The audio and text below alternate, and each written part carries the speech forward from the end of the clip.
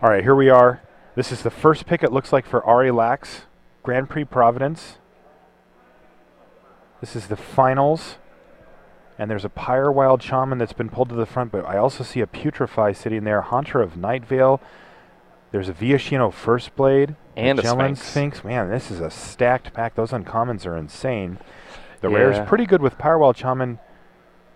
But there's a Putrefy there, too. What would you take? Wow. I take the Pyre Wild Shaman. You would? Definitely. It's a Hammer of Garden. Like, it's really hard to beat that card. Like, I have an extremely difficult time losing a game when I draw that card. All right, well, it looks like Ari Lax agreed with you. I think I Yeah. probably would have gone for the Putrefy myself. I like that unconditional removal.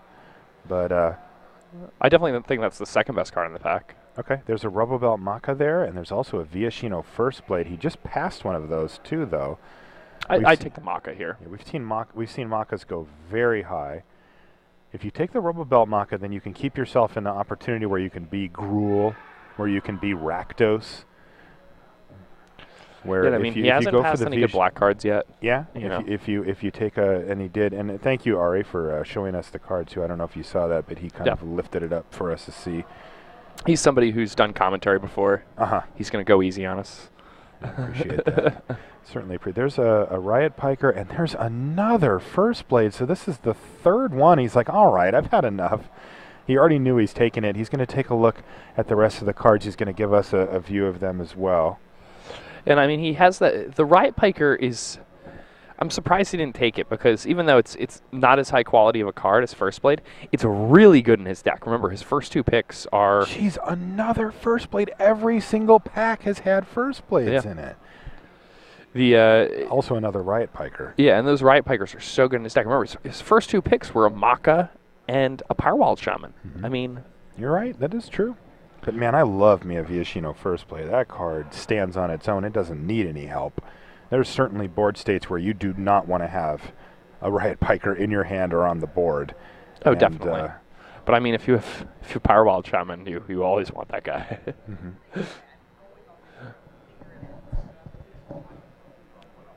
Get a good look at Ari's wrist. It's a very nice wrist. It's a good wrist. Solid wrist, good for drafting. Let's see what he... Those wrists do very well at Grand Prix. See what he picks up here. I don't understand. There's no Viashino First Blade in the pack. This is it's very confusing to me. This pack looks pretty much dead for Ari here. A little head shake there from him.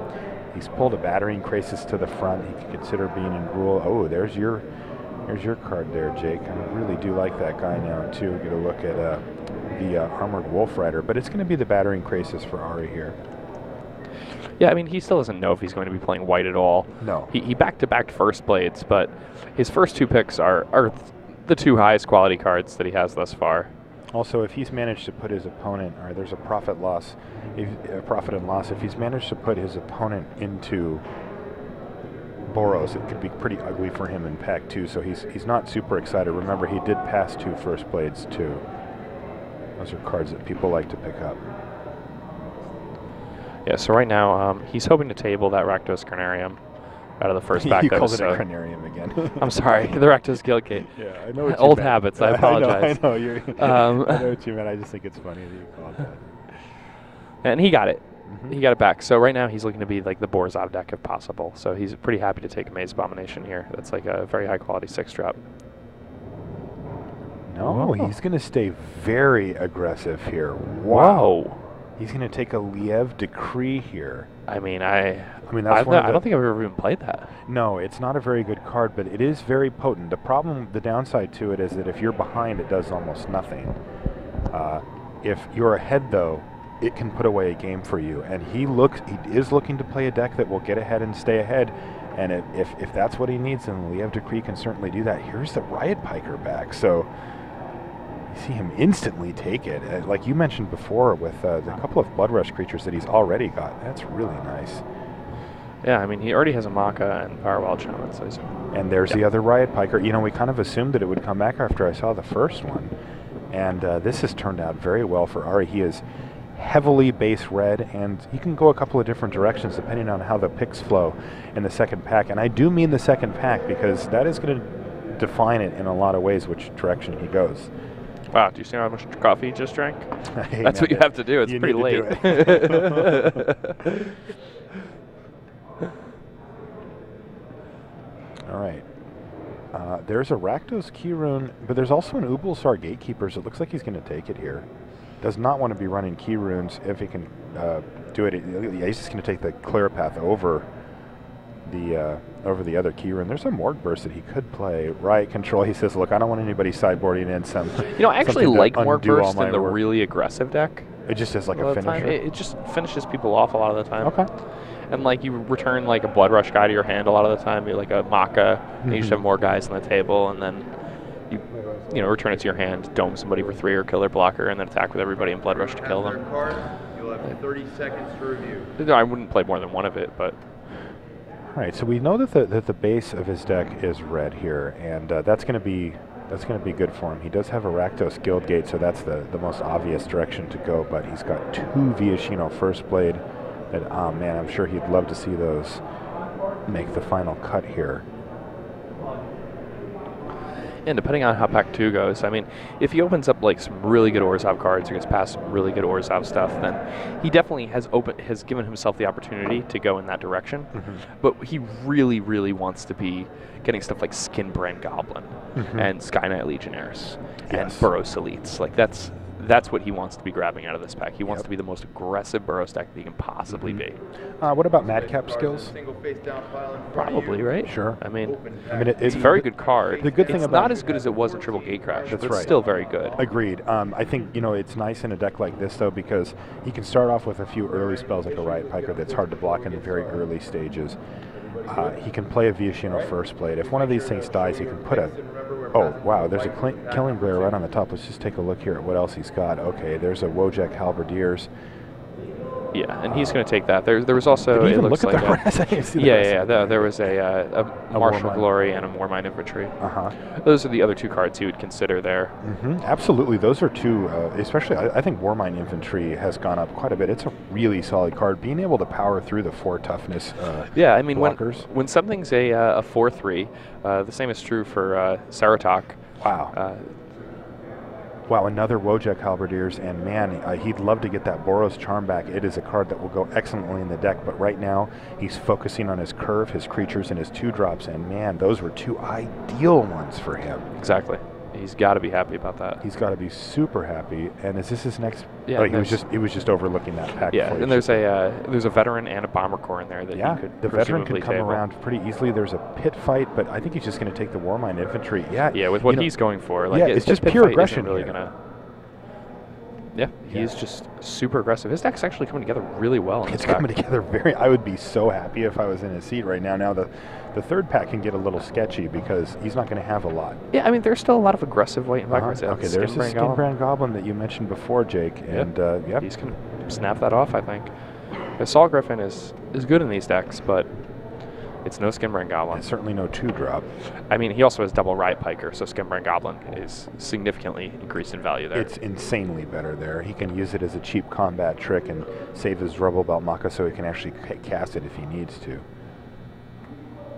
All right, Towering Thunder. Another Wojak Halberdiers here? You know he wants to take that gate just because he's starting to get that feeling, but you got to take the Halberdiers here. Absolutely, 100% have to. Wow. So he's got 3 of them out of the first, 4 or 5 picks here, and the second first pack. 5 picks. And these are premium. And the only other 2 cards he 2-drops. took were Skinbrand Goblin and Warmind Infantry, which are both also very first pickable for the deck he has. Man. Like, I would not be upset about first picking a Skinbrand Goblin when I had double Riot Piker at a pack 1. What is he going to get now? A mugging? I mean, how much better could this go for him? I think Massive Raid's very good in this deck too, and that's a card that he gets this late. All right, now he finally bricked off. He didn't get anything. I think I'm just going to take the 5 here. Yeah, I'm sorry. I think he's just going to take the 5 here, and he does. Yeah. That's I mean, not the best card, but card.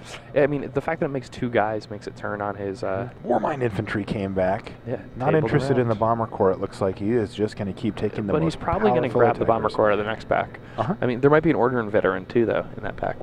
Which is actually really, I think really it's better good in his deck, and it does come back. They're both there. Yeah. So. I think he does take the veteran here. I mean, he is almost all creatures. His combat tricks are also creatures, and he has a great curve. I think you just take the Ordrin veteran. You know, that is a card that even in an aggressive deck sometimes doesn't belong, but in a great curve, heavy 2-drop deck that is basically a battalion deck like what Ari has here. I think that card is excellent.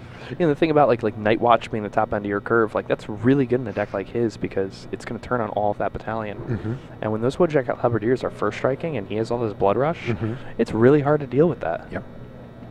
Wow. Ari Lax just putting on an aggro clinic here. He has got to be super happy with how this has gone for him. There's a Furious Resistance. He's definitely not going to play that. He is going to take it, but that's not going to make the deck. No. I mean, I'm almost surprised he didn't just take Psychic Strike. Yeah. Although, I guess you kind of want your opponent to have cards like Psychic Strike that don't directly affect the board when you're that aggressive. I mean, I've been watching Ari draft, not draft, but I've been looking at his decks throughout the weekend, and he's been drafting these super aggressive Burrows decks over and over and over again. I love it. All right, there's a Beckon Apparition that he can run, or he can take an Agoraphobia here. I think he just snaps off the Agoraphobia. People are definitely going to sideboard it against him. Yeah, for sure. It's a strong card. Cards like Totally Lost are going to also make the main deck over or Agoraphobia if people take them, and he wants people to have these 5-mana cards that are just clunky. Clunkers, yeah. I mean, even Agoraphobia is not excellent versus him. Oh, wow. Got the Boros Guildgate back? Yeah, that's wide open. Jeez, this is just insane. Clearly, whoever it is that ended up with those Viashino First Blades didn't take it seriously. They're like, fine. Okay, an Alpha Authority, and here, have yourself a Paranoid Delusion.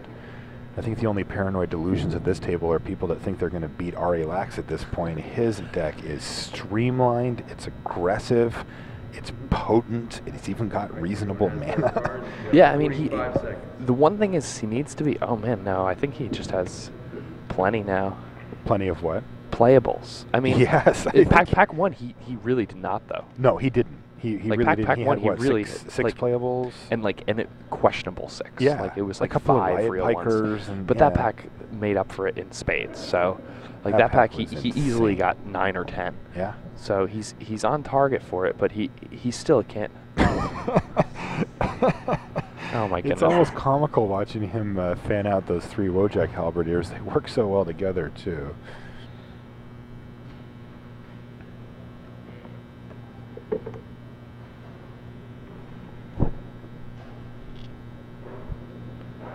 Yeah, this is definitely the kind of deck I would be. And interesting, I wonder if that Liev Decree actually makes the cut for him. It looks, if there's ever a deck for it, this looks like it. He can so it's looking at like depending on the decree and profit loss, he's in between 14 and 16 playables here, and so that's good, but you're going to Pack 3 where Burrows is not the strongest. That's true. So even though his average card quality is super high, he needs playables. Okay. So let's see what he picks up. Let's see what happens here. There's a lot of options for him. There's Detain cards in white. Well, there's a Volatile Rig. That's got to be a card that's he instantly picks it. I like that pick a lot. I think that's a great 4-drop for his deck. It makes life very difficult. Erecto Shred Freak is actually very good in this deck also. I mean, it has haste and he has all this battalion stuff. Yeah, it's true. Cards always looked better to me on paper than it performed. Yeah, but, it always performs but I do agree, though, that in a deck like this... Yeah, he's probably going to table it. And he'll likely wheel it, or at least there's a good shot he'll wheel it. Whereas there's no way he'll wheel Volatile Rig. I mean, this is the finals. Like, maybe in the early drafts of the day, people might have undervalued that card. Okay, there's a Gorehouse Chainwalker, and it looks like he's going to just snap that right up. Here we go. Keeping the 2-drop train alive. Yeah, all of his 2-drops basically have 3 power, except for the Riot Pikers. It's like... This deck is pretty absurd. This deck is getting kind of insane now. What kind of cards does he want to see here? Annihilating Fires, Annihilating Arresters. Azorius Arrestor would be insane. Azorius Justiciar, again, would be unbelievable. Okay, there's Vassal Soul? Vassal Soul's interesting, but there's a few others. There's Swift a Justice. I mean, you gotta just take the Swift Justice. I mean, Swift Justice lets his Wojak Halberdiers trade up beautifully.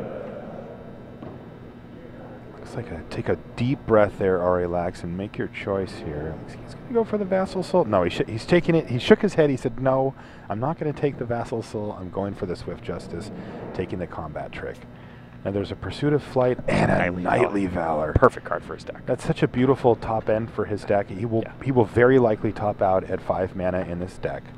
and that is a huge tempo swing in his favor. It also helps enable Battalion, and he gets a hit in when there doesn't need to be. Now, he could take a Celestia Sentry just as a 3-mana, a 3-power 3-drop. He's just going to take it. He needs to have critical mass of creatures to make sure that every single game he can get Battalion going, even if one of his creatures gets killed.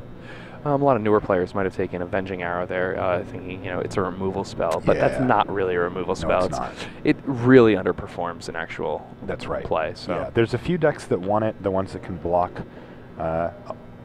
repeatedly, and I don't think the blocking is on the menu for Arielax's deck. He is going to look to get out to a quick start and overwhelm his opponent in it. So it's just far, like a good card like Smite would be virtually unplayable in Ari's deck. Yeah. So. All right, there's a Cobble Brute, so that's a nice one to add to the table. But he's going to take the Vassal Soul. Yeah, the Vassal Soul has flying, evasion, and he's going to have the evasion that's going to again help enable Battalion on the ground, and it's also going to let him poke through for damage to act as kind of reach. Yep. One thing I do really like about Cobble Brute in a deck like this, though, is that when you can apply as much pressure as Ari can, oftentimes they are just put in a bad position. All right, is that a Dramatic Rescue? Yeah, I think I just cut Dramatic Rescue out of this pack. Yeah, that's what he's going to do, too. That's the kind of card that can really upset your plans if you're trying to be the aggressor, as it's a two life gain swing, and it's a cheap trick that can disrupt your Battalion triggers. Trestle Troll and Armory Guard. Now, Armory Guard's a card he could actually play. It doesn't really go well in his deck, but he could if he wanted. Trestle Troll isn't, but both of them are troublesome for him. All right, he's going to take the Tenement Crasher, and we might even see him run that 1/6-drop in his deck. I think he has to. All right, nothing for him here. He should just take the Rakdos Rage Mutt. Yeah, that's one of those cards that can upset the balance for him. Yeah, he's going to take the Fog here. He considered taking the red 1-drop there just as a Battalion enabler, but he's just going to start taking Fogs. He doesn't want to see those coming in out of the sideboard. Also, if he faces some type of Celestia deck, that card can be absolutely nasty. That card can be a blowout. Yeah. This is about where they tend to go in draft, but the deck that wants those wants them very badly, and they will play all of them they can get against Ari. All right, and that's it. An Aku Steed and one more card. It's an Urban Burgeoning going right where it should. I mean, he's 2 cards short of the best Burrows deck I've ever seen in this format, but he really is kind of on about 20 playables. What's his removal? His removal is attacking. Yeah. So, I mean, he does have an issue where if something, if his opponent lands something that's tough to deal with, that he can't get around for some reason. Yeah, like if somebody plays like a Tristani, he basically just loses. There you go. Another thing, a Hunter of Night Veil can make his life pretty difficult. Now, he's got answers. Yeah, he did pass it. He's got answers to it. I'm not saying that he doesn't. He's got combat tricks and ways to interact with the board where the opponent either takes damage and dies or not. And we see a big high five from Ari, and he puts his hands in the air. And I probably would too if I just drafted that deck in the finals of a GP. That's a little, I don't know. You didn't like that? You have opponents there. Yeah, sure. Maybe they're just excited. Hey, I mean, I'd be excited too. You can't really blame the guy for that. Welcome back to the booth. Marshall Cycle with Jake.